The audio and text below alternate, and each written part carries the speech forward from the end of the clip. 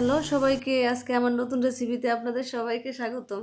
আমি আজকে রান্না করব সরষে রুই মাছ। এই জন্য আমি 6-7 টুকরা রুই মাছ নিয়েছি। এগুলো আমি হলুদ, লবণ, সরিষার তেল দিয়ে মেখে রেখেছি। আর আমি নিচ্ছি এখানে একটা মশলা বানাবো, সেজন্য নিয়েছি 2 চামচ সরিষা, 1 চামচ পোস্তদানা, 1 চামচ জিরা, একটা রসুন এভাবে ছিলে নিয়েছি কাঁচামরিচ, ধনিয়া পাতা আর পরিমাণ মতো জল দিয়ে আমি এই সর্ষে পেস্ট করে নেব। এখন আমি মূল প্রসেসে চলে যাচ্ছি। আমি কড়াইটা একটু গরম হয়ে আসলে এর মধ্যে সরিষার তেল দিয়ে দেব। তেলের মধ্যে একে একে সেই মাছগুলো ভেজে নেব। মাছটা একটু বেশি ভালো করে ভাজতে হবে। এটা আমার এক পাশ ভাজা হয়ে গেছে, আমি অপর পাশে এভাবে ভেজে নিচ্ছি। আসলে এই রুই সর্ষে এটা যে কি পরিমাণ টেস্ট বলে বোঝানো যাবে না। মানে সর্ষে রুই করে আমি এখানে একটা স্পেশাল একটা জিনিস দিয়েছি, সেজন্য এটা টেস্টটা একটু ভিন্ন ধরনের হয়। আমি এখানে ধনে পাতা দিয়েছি সর্ষের মধ্যে, এই জন্য এটা টেস্টটা একটু অন্যরকম আসবে।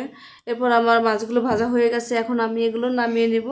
এখন আমি ওই তেলের মধ্যে দিয়ে দিচ্ছি একটা তেজপাতা, কালো জিরা ফোড়ন।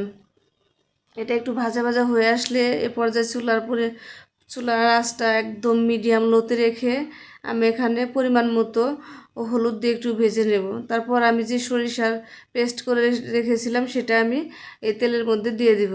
এটা দিয়ে আস্তে আস্তে এভাবে নেড়ে কষিয়ে নিতে হবে।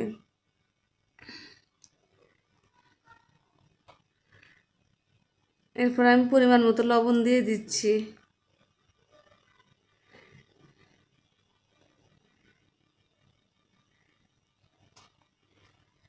এখন আমি যে সরিষা পেস্ট করে রেখেছিলাম সেই ব্লেন্ডার জারটা ধুয়ে একটু জল দিয়ে আবারও আমি এগুলো কষিয়ে নেব। এর মধ্যে এখন আমি 3-4 মিনিটের মতো ঢাকনা দিয়ে কষিয়ে নেব। 3-4 মিনিট পর ফিরে আসলাম। আমার মশলা থেকে অলরেডি তেল ছেড়ে দিয়েছে। এখন আমি এর মধ্যে ঝোল দিয়ে দেব। আমি একটা জিনিস স্কিপ করে গেছিলাম, সেটা হলো মরিচের গুঁড়া। আমি মরিচের গুঁড়াটা দিয়ে দিলাম একটু পরে। এটা অপশনাল, এটা আপনারা দিলে সমস্যা নেই, না দিলে সমস্যা নেই, কারণ ওই সরিষা পেস্টের মধ্যে তো কাঁচামরিচ দেওয়া ছিল। এখন আমি পরিমাণ মতো জল দেব।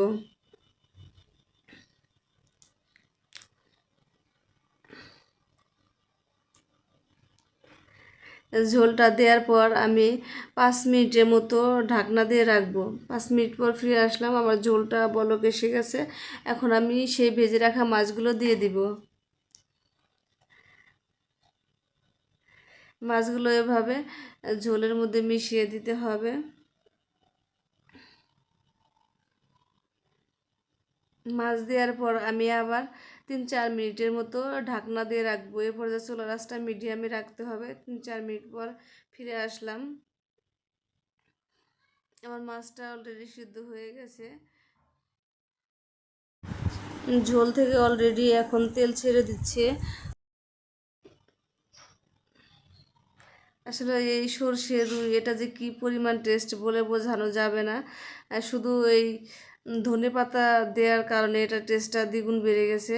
এখন আমার সর্ষে রুই রান্নাটা অলরেডি হয়ে গেছে। আমি এর মধ্যে কিছু ধনে পাতা কুচিও 3-4টা কাঁচামরিচ কুচিয়ে দিয়ে নামিয়ে নেব। আমি একটা প্লেটে সার্ভ করব। ভিডিওটি ভালো লাগলে প্লিজ আপনারা সবাই একটা সাবস্ক্রাইব করবেন। ধন্যবাদ সবাইকে।